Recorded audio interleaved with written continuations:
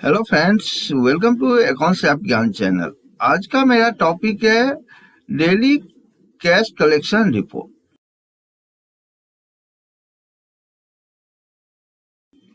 तो से लेके प्रोफेशनल तक सभी के लिए ये बहुत ही इम्पोर्टेंट वीडियो है, क्योंकि हर छोटी से छोटी कंपनी और बड़ी से बड़ी कंपनी, हर कंपनी का ये रहता है कि आज के डेट में आज जो है हमारा कितने का बिलिंग हुआ, कितने का कलेक्शन हुआ, वो डिटेल उनको डेली का डेली एंड ऑफ डे चाहिए होता है, क्योंकि वो मैनेजमेंट को ये डेली बेसिस पे चाहिए ही चाहिए होता है।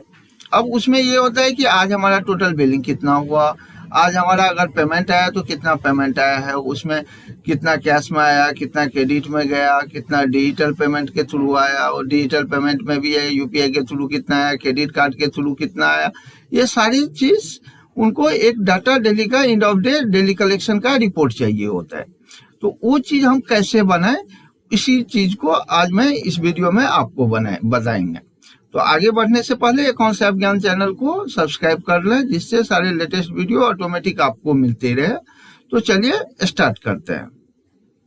तो देखिए, ये एक हमारा फॉर्मेट बना हुआ है। तो इस फॉर्मेट में जो है आपको अपना डेली कलेक्शन रिपोर्ट को जो है सो डालना है किसमें क्या हुआ। तो अब जैसे हमने बनाया, सबसे पहले आपको क्या करना होगा, तो इसमें आप मान लीजिए कोई कंपनी होता है, तो उस कंपनी का हर स्टेट में बहुत सारे ब्रांच होते हैं, स्टेट वाइज होता है या उस स्टेट में डिस्ट्रिक्ट वाइज होता है। माने एक कंपनी है, अब उनका हजारों ब्रांच होता है, तो अब हजारों ब्रांच का एक जगह एक डिपार्टमेंट को कंपाइल करने के लिए रखते हैं कि डेली का तुम हर ब्रांच का लो और कंपाइल करके मेरे को एक रिपोर्ट दो। तो उस रिपोर्ट को हम कैसे बनाएं, तो सबसे पहले क्या करना है, एक सीट बनाना है। अब इस सीट में हमने दे दिया कि रांची का है, तो रांची का एक मैंने सेपरेट सीट बना दिया। ये देखिए, मैंने रांची इसमें डाल दिया सीट का नाम। उसके बाद इसका हेडिंग दे देते हैं कि अब रांची में हो सकता है बहुत सारा ब्रांच होगा, तो वहां पे रांची तो डालेंगे सीट का, लेकिन उसका जो है सो जैसे जैसे डिस्ट्रिक्ट वाइज हो वो आप अलग अलग करके उसमें सीट में हेडर दे देंगे। तो अब जैसे हम यहाँ पे हेडर दे दिए रांची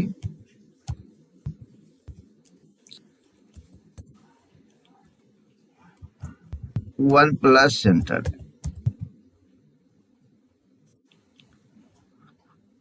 अब मैंने हेडर दे दिया। उसके बाद इसका जो है सेकंड कॉलम में मैंने दे दिया डेली कैश ट्रैकर, इसका नाम दे दिया। और उसके बाद यहाँ पे डेट वाइज हमने ये दे दिया कि किस डेट में बनेगा, उस सारे का स्टार्ट मंथ फर्स्ट से लेके और लास्ट 30 या 31 तक वो डेट मैंने फीड कर दिया एक ही बार में। उसके बाद हमने पहला रखा क्या होगा, तो ओपनिंग, आज का जो क्लोजिंग होगा वो कल ओपनिंग होगा। तो जैसे हमने देखिए ये ब्रांच का हमने बनाया हुआ है कि 22 जुलाई तक का इनका जो है सो ओपनिंग बैलेंस 12,967 रुपया आ रहा है। तो वही सेम क्लोजिंग को हमने ओपनिंग में ले लिया, क्योंकि इनका 22 तारीख में जो है ये ओपनिंग आ रहा था, तो ये ऑटोमेटिक यहाँ पे ले लिया। इसमें कुछ नहीं करना है, यहाँ पे फार्मूला लगा देना है इक्वल टू, और यहाँ पे क्लोजिंग पे इसको क्लिक कर देना है और इंटर कर देना है। वो ऑटोमेटिक पिक कर लेगा पूरे मंथ का, अपने आप आगे तक चला जाएगा, सब में ये कॉपी कर देंगे। अब सेकेंड ऑप्शन आता है कि सीआरएम बिलिंग डन OW। अब होता क्या है, जितने भी बड़ी कंपनी होता है या छोटी कंपनी होता है, तो वो दो तरह से डाटा रखते हैं, एक फिजिकल डाटा रखते हैं या एक ऑनलाइन में वो अपना सीआरएम बना के रखते हैं। और जो छोटी कंपनी होता है वो अपना इनवॉइस के थ्रू या कुछ चालान के थ्रू इस तरह से वो अपना रिकॉर्ड रखते हैं। तो जो बड़ी कंपनी होता है वहां तो मैनुअल काम करना बड़ा मुश्किल है, इसलिए कि वो एक अलग से सीआरएम सॉफ्टवेयर बना के रखते हैं। तो उस सीआरएम में आज के डेट में टोटल कितना बिल हुआ, तो मान लीजिए 50,000 का उन्होंने सीआरएम में बिल डन किया है, डेल किया है, डिलीवरी किया है, तो 50,000 रुपया हमने लिख दिया इसमें कि 50,000 का आज के डेट में सीआरएम हुआ है रांची सेंटर के वन प्लस सेंटर में। अब सेकंड आता है कि ये जो 50,000 का हुआ है, तो उतना सैप में कितना, एसएपी में कितना बिल हुआ है, तो सैप में भी उतना ही बिल होना चाहिए जितना डिलीवर हुआ है। या हो सकता है अगर नहीं 40,000 ही हुआ तो 10,000 पेंडिंग में दिखाना पड़ेगा। तो हम यहाँ दे दिए कि 50,000 का सैप में भी बिल हो गया, सैप में भी हो गया। तो मैंने सीआरएम का दिखा दिया, सैप बिलिंग का दिखा दिया। थर्ड नंबर आता है कि ये 50,000 जो है सो कितना कलेक्ट कितना हुआ है, 50,000 हुआ है या कम हुआ है। तो जितना कलेक्ट, अगर जितना का आपने बिल किया है तो उतने का कलेक्शन भी हुआ होगा, या हो सकता है कि आप ड्यूज में दिया होगा, उनको क्रेडिट पे दिया होगा। तो हमने दे दिया कि नहीं, कैश में ही ये कलेक्टेड हुआ है, अमाउंट कलेक्ट हो चुका है। अब ये है कि अब पेमेंट जो है सो किस मोड में कलेक्ट हुआ है। हो सकता है कि कैश में हुआ है पूरे का 50,000, या हो सकता है क्रेडिट कार्ड में हुआ है, हो सकता है पेटीएम में हुआ है, यूपीआई में हुआ है, या नेफ्ट हुआ है। तो जिस तरह से वो कैश हुआ है वो अमाउंट। तो कैश में हमारा मान लीजिए 20,000 रुपया का कलेक्शन हुआ, तो हम 20,000 इसमें डाल देंगे कैश कलेक्टेड में। अब क्रेडिट कार्ड के थ्रू 10,000 का हुआ है तो हम 10,000 डाल दिए क्रेडिट कार्ड में।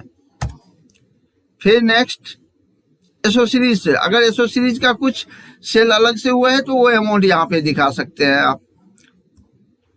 पेटीएम में कितना हुआ, 30,000 हो गया। अब पेटीएम में मान लीजिए 10,000 हुआ है पेटीएम के थ्रू, तो 10,000 इसमें दिखा दिए।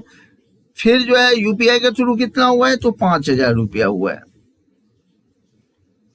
5,000 दिखा दिए। अब है कि नेफ्ट के थ्रू कितना हुआ है, तो ये भी 5,000 का हुआ है। कहने का मतलब ये है कि आपने जो 50,000 का बिलिंग किया है उसके अगेंस्ट में 50,000 का आपके पास पेमेंट आना चाहिए, चाहे वो किस किस मोड में हुआ वो चीज यहाँ पे दिखा दें, जिससे कंपनी को, मैनेजमेंट को ये पता चले कि हमने जितने का बिल किया उतना हमारा पेमेंट इस मोड से इतने हमारे पास आ गए हैं। तो अब देखिए ये 50,000 करके जो बिलिंग था उतना पेमेंट आ गया। अब इस पेमेंट में नेक्स्ट आता है कि डिपॉजिट इनटू बैंक।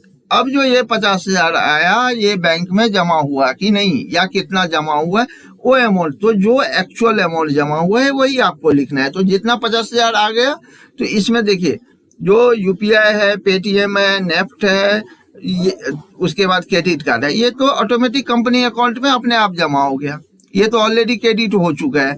तो आपको इसमें बैंक में कौन सा जमा होगा, तो केवल कैश अमाउंट जमा होगा। तो कैश कितना कलेक्ट हुआ है, 20,000। तो 20,000 हुआ है तो यहाँ 20,000 ही डिपॉजिट होगा, तो वो 20,000 यहाँ दिखा दिए, ये 20,000 हमने डिपॉजिट किया है।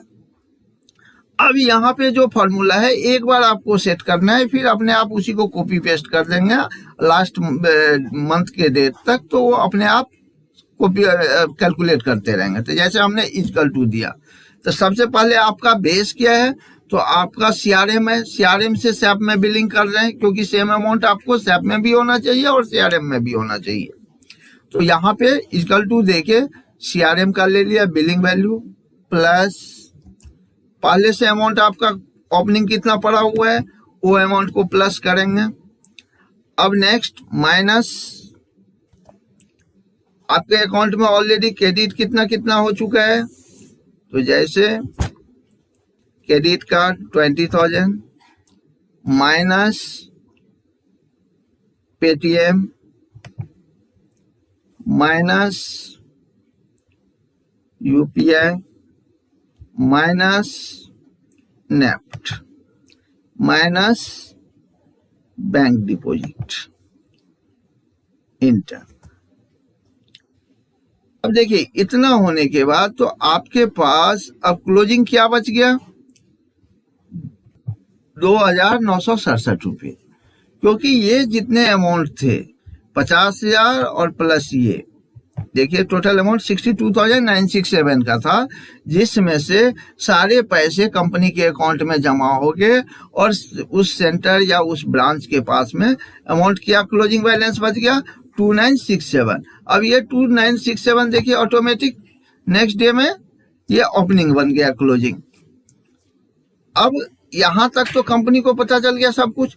अब नेक्स्ट देखिए यहाँ पे जब आप बैंक का पेमेंट करते हैं तो यहाँ पे आप बैंक पेमेंट में आपको क्या क्या चाहिए होगा, एक डिपॉजिट स्लिप नंबर होगा, एक डिपॉजिट स्लिप नंबर जो होगा वो लिख देंगे। मान लीजिए यहाँ पे हमने दे दिया डिपॉजिट स्लिप नंबर, ये जो आपने 20,000 जमा किया उसका डिपॉजिट स्लिप नंबर ये है, और ये जो इसका पेमेंट जो बैंक में किया है उसका सैप में पेमेंट डॉक्यूमेंट नंबर किया है वो आपको लिखना है। तो जब आप सैप में पेमेंट डॉक्यूमेंट नंबर जो आएगा वो नंबर आपको यहाँ पे लिख देंगे। अब ये चीज आपका सारे एंट्री हो गया। अब ये रिपोर्ट अगर कोई आदमी देखता है तो उसको क्या होगा, तो एक्चुअल पिक्चर पता चल जाएगा कि हमने आज के डेट में हमारा ओपनिंग बैलेंस ये था 12,967 रुपया, हमारा सीआरएम में 50,000 का डेल हुआ है, डिलीवर हुआ है, 50,000 का हमने सैप में बिल भी कर दिया, सेम हमारा कलेक्ट भी अमाउंट हो गया, और उसमें से हमें जो अमाउंट कलेक्ट हुआ है 20,000 कैश के थ्रू, 10,000 जो है सो हमारा क्रेडिट कार्ड के थ्रू, उसके बाद 10,000 हमारा पेटीएम के थ्रू, 5,000 हमारा यूपीआई के थ्रू, और 5,000 हमारा नेफ्ट के थ्रू, और 20,000 जो हमारा कैश था वो कैश डायरेक्ट बैंक में डिपॉजिट हो गया, जिसका डिपॉजिट नंबर ये रहा 27967, और उसका 1300023123 इसका SAP document payment document number हुआ। तो इस तरह से आप ये तो एक ब्रांच का बनाए, इसी तरह से आपका अगर 100 ब्रांच है, 50 ब्रांच है, इसी तरह से सीट वाइज इसी सेम चीज को आपको बना के अलग अलग कर देना है। तो इस तरह से जैसे हमने एक बनाया वैसे दूसरा देखिए दूसरा बना हुआ है, तीसरा बना हुआ है, ऐसे आप भी बना सकते हैं सेम फॉर्मेट में। तो ये तो उनका डाटा बन गया, डिटेल बन गया उस ब्रांच का या उस सेंटर का। अब आपको क्या करना है, एक ऐसा समरी बनाना है जिसमें ये पता चल सके, क्योंकि मैनेजमेंट के पास जब जाता है तो उनके वो इतना नहीं देखते हैं कि हर ब्रांच वाइज वो खोल खोल के देखेंगे, उनको सिंपल चाहिए कि एक समरी शीट चाहिए जिससे उनको पता चले टोटल आज के डेट में कितना बिल हुआ, आज के डेट में कितना क्लोजिंग बैलेंस है, कितना ओपनिंग बैलेंस है, कितना उनका कैश में पेमेंट आया, ये एक समरी शीट चाहिए। तो उसके लिए क्या करना है, तो एक समरी शीट बना लेते हैं, ऐसे हमने ये बनाया हुआ है। अब इस समरी शीट में एक हेडर दे दिए, समरी शीट इस रीजन डेली कैश कलेक्शन आपका, या जो स्टेट लेवल पे रहे या आपको नेशनल लेवल पे, आप वो अपने अनुसार काम दे सकते हैं। अब हमने डेट दे दिया, पहला किस डेट का है, तो समरी शीट तो 22 जुलाई का है। नेक्स्ट आपको चाहिए क्लोजिंग बैलेंस। अब क्लोजिंग बैलेंस पे क्या करना है, आपको सब पे जाना है, जैसे यहाँ पे हम दिए इक्वल टू साइन, और उस सीट पे जाएंगे। उस सीट का जो है जैसे हमने अभी 22 का बनाया, तो इसका क्लोजिंग बैलेंस क्या है 2967, इस पे इंटर कर दिए, ये देखिए 297 आ गया। इसी तरह से इसमें प्लस कर करके जितने भी ब्रांच रहेंगे हर सीट को क्लोजिंग बैलेंस ले आएंगे, जिससे आपको टोटल क्लोजिंग बैलेंस का समरी बन के आपके स्क्रीन पे आ जाएगा। फिर क्या है, बैंक में डिपॉजिट कितना किया, फिर यहाँ पे वही करना है, इक्वल टू करेंगे, उस सीट में जाएंगे, उस ब्रांच के सीट में, और वहां पे देखेंगे कि ब्रांच ने कितना क्या ये बैंक में डिपॉजिट किया है, कैश डिपॉजिट इनटू बैंक, इस पे क्लिक कर देंगे, इंटर कर देंगे, देखिए उस ब्रांच का आ गया। इसी में प्लस कर करके दूसरा सीट, तीसरा सीट, तो सारे ब्रांच का ऐसे करके आप टोटल बैंक डिपॉजिट का डिटेल एक जगह समरी ले आएंगे। फिर है next credit card billing done, तो क्रेडिट कार्ड का भी इसी तरह से उसी सीट में जाएंगे। क्रेडिट कार्ड का देखिए, क्रेडिट कार्ड का देखिए यहाँ पे है, इस पे जाएंगे और केवल सिलेक्ट कर देना है, इंटर कर देना है। क्रेडिट कार्ड का आ गया। कैश कलेक्टेड कितना है, इक्वल टू, फिर जाएंगे उस ब्रांच के सीट में, कैश कलेक्टेड 20,000 था तो 20,000 पे इंटर कर देंगे। फिर नेक्स्ट है पेटीएम से कितना आया है, पेटीएम वाले पे देखेंगे 10,000 था, इंटर। ये नेफ्ट में कितना आया,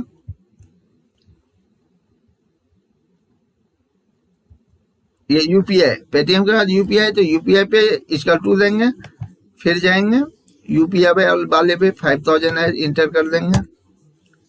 फिर है आपका नेफ्ट, इस सीट पे जाएंगे, फिर नेफ्ट का ले आएंगे। अब देखिए 50,000 का उनका था, 50,000 का आपका ये पेमेंट डिटेल बन गया। अब नेक्स्ट स्टेप में बिलिंग कितना हुआ है, जाएंगे उस शीट में, देखिए 50,000 का स्टेप में बिल किया है, इंटर, ये भी हो गया। नेक्स्ट सीआरएम में बिल कितना हुआ है,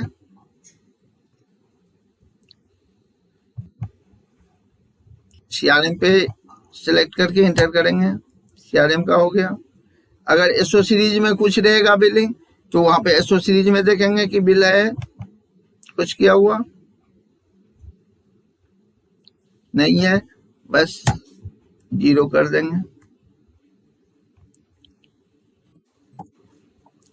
नेक्स्ट, अब देखिए यहां पे हमने फॉर्मूला लगा दिया है कि जो this total CRM minus total step billing, inter. देखिए 0 आ रहे हैं, दोनों में डिफरेंस नहीं है। अगर डिफरेंस रहेगा सीआरएम में और स्टेप बिलिंग में तो यहाँ डिफरेंस दिखा देगा, ये वैलिडेट करने के लिए लगाया है। फिर चेक करते हैं दूसरा, स्टेप बिलिंग माइनस पेमेंट, देखिए ये भी 0 आ रहा है, मतलब कि कोई डिफर नहीं है। अगर डिफर रहेगा तो यहाँ पे आपको पता चल जाएगा कि किस में डिफर आ रहा है। फिर नेक्स्ट, क्लोजिंग बैलेंस कितना था, इक्वल टू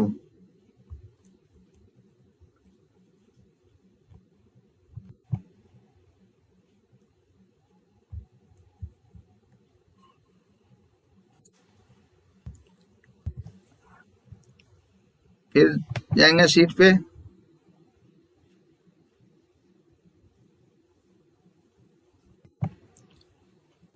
इंटर। बैंक में डिपॉजिट कितना किया है,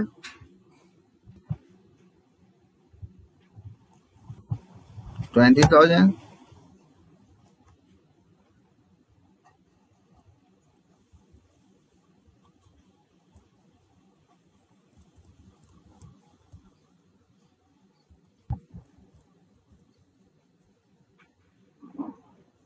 अब देखिए ये इसलिए कि इसमें यहाँ पे दिया है कि इसका फॉर्मूला में कुछ इशू है।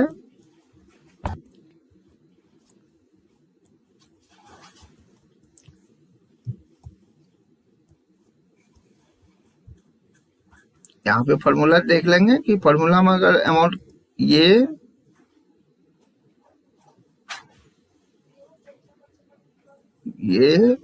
प्लस ये, तो ये ओपनिंग प्लस क्लोजिंग दोनों कर देंगे, 22,000 हो गया, माइनस बैंक पेमेंट।